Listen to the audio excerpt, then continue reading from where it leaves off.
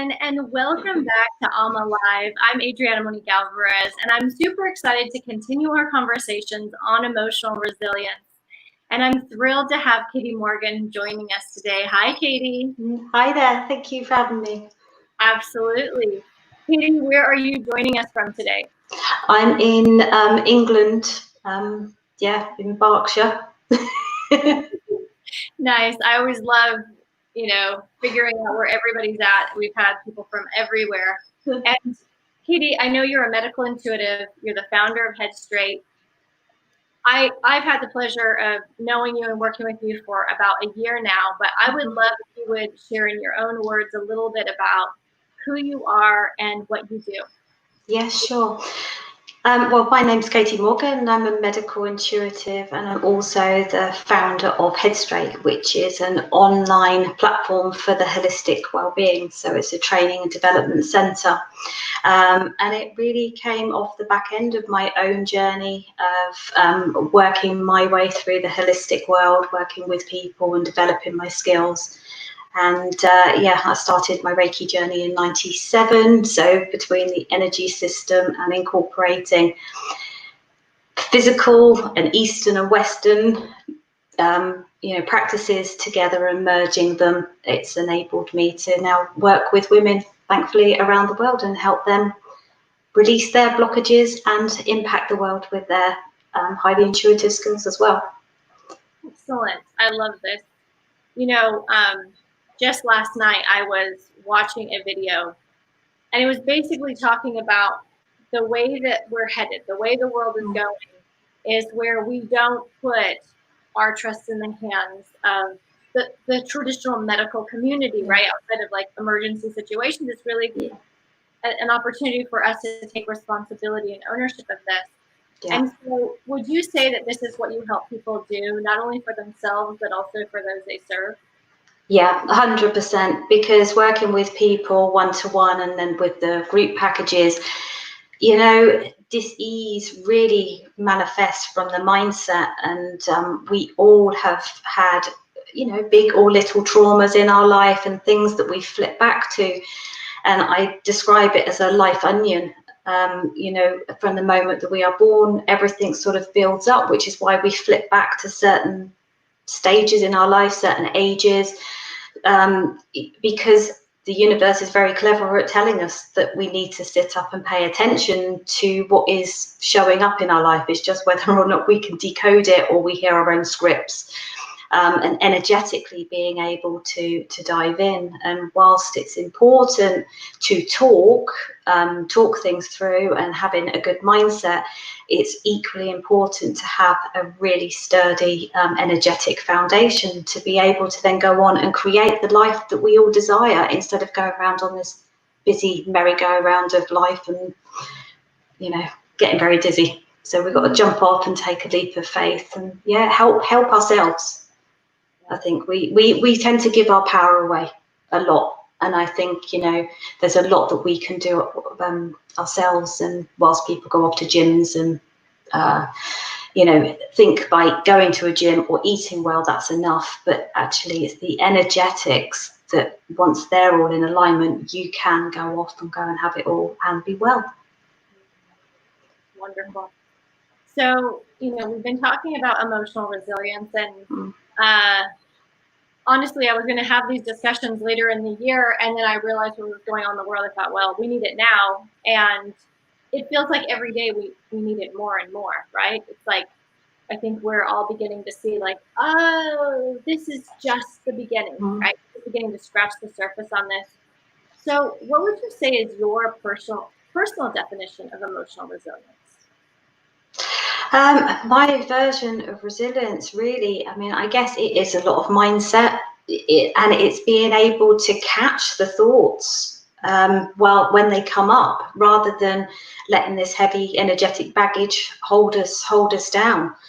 And the more inner work that we do, the easier that becomes. And whether or not you want to change your body shape, or it doesn't matter what you're trying to manifest, it still comes from the same thing. And so for me personally, resilience, up until I had my daughter, I was absolutely fine and, was traveling and having a great life. And it's not that I'm not having a great life now, but it just took a turn. It took a turn, and I nearly lost my life having my daughter, and that makes you sit up and pay attention. And then since then, there have been a number of things that I just couldn't quite get my head around why this was suddenly happening now. And I see it very differently now, but it's taken a while to work my way through these situations energetically, to be able just to know that you want something more and be that determined to keep going. And that is the mindset, but then to know energetically that you need to go underneath. But I think the thing is, we need to reach out. We need to reach out for help, because we don't hear our own scripts. We don't see, our childhood is very normal to us because that is how we've grown up. But then it may be, it doesn't mean to say you've had a bad childhood, but there might be certain things, because we've all entered this world with our own, baggage. So the information that you're fed, we need to find ways of twisting that. And I don't believe that there's anything that we can't shift and change, but you've got to have the mindset to want to do it and to turn up to yourself every day. And it's the best gift you can give to yourself. And you feel very different inside once you start getting to the other side of it. And anyone that sort of followed me on my journey, I mean, it's amazing how many people have actually said, "Blimey, you're so different," or "You look so well," or, and it's because I'm doing the inner work. It's so true. And, when you spoke about your birth story, I could completely relate, because I nearly died with both of my children and have multiple blood transfusions, which I found to be very interesting. I mean, first the experience of it, but then I didn't feel like myself. I had nearly all of my blood was somebody else's. And so I can understand that type of journey. And what would you recommend to someone, whether, it doesn't really matter what sparked it, right? What has set this off?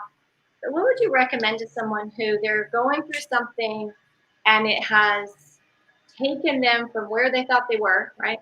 Heading along, life is good. And now I feel like I'm flat on my back looking up. What would you say is the first best step someone can take?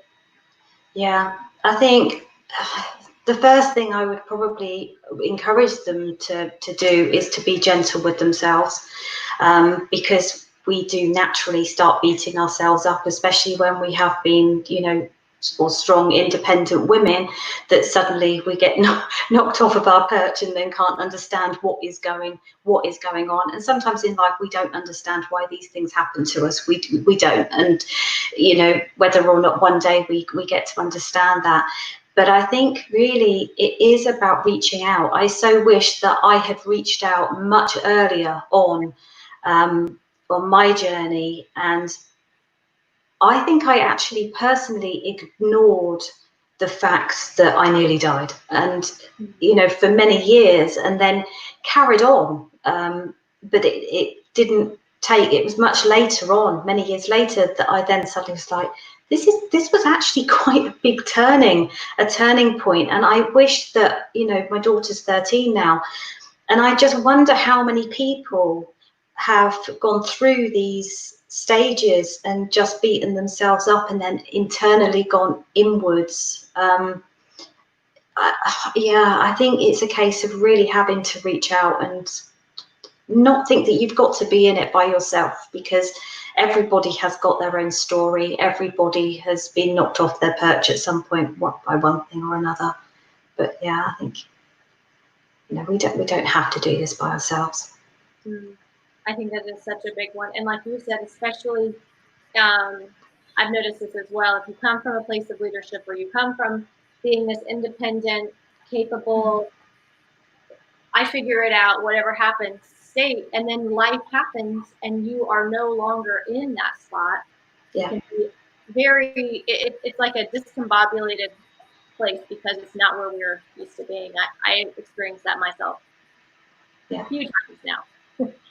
So one of the things that I love, and we were talking about before we went live, is the people that you help the most. And with what's going on in the world, I think it's so timely because the amount of trauma, the amount of grief, right?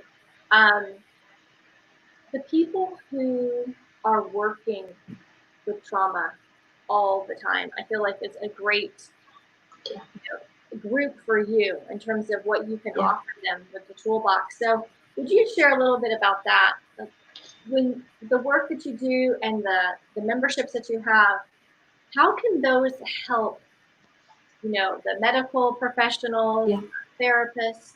Tell us a little bit about that. Yeah, sure. I mean, to be honest, there's one thing that I didn't actually mention to you, which, I may as well now. I actually do have a free group for frontline staff. And because it is such a, unique space, I do just ask for ID just to make sure that they are who they are. But I actually spend time sending Reiki to them twice a day. For half an hour, and helping to protect their respiratory system, keeping them grounded, keeping them protected. But also I'm offering them free Reiki training in that container as well, so they too can help themselves and help their family, because of course it goes back further, and their families, their children might be worried and scared, and there's so many things there. But equally, then if they want to work one-to-one with me, then I'm there, as well for them, and we can do that. But we don't know how long this is going to go on for. We don't know the post-traumatic stress that's going to come from this on many front lines. But equally, there are many more, thankfully, therapists that are now stepping forward to take their place rightfully. And as much as I'm supporting the frontline staff in that way, I'm also, because of having so many years of experience now, I see myself as being able to help support the coaches, healers, therapists, light workers that are going out into the world and helping them energetically as well. Because we all need strong people behind us to keep us up straight. Hence the company name, although I didn't really fully get that at the time when my guides gave it to me years ago. But it's all about keeping your head on straight and keep straight, keep moving straight, keep moving forward, but equally having to, have that strength to dive in energetically to be able to, move forward in a far more powerful way. But I think one of the things I would say at this time is it's really beautiful how connected everybody is. And I think there's a lot of compassion. I know there's lots of stuff going on, but there's a lot of compassion equally, and some very strong leaders, around the world stepping forward to, in my words, take their rightful place. Yes.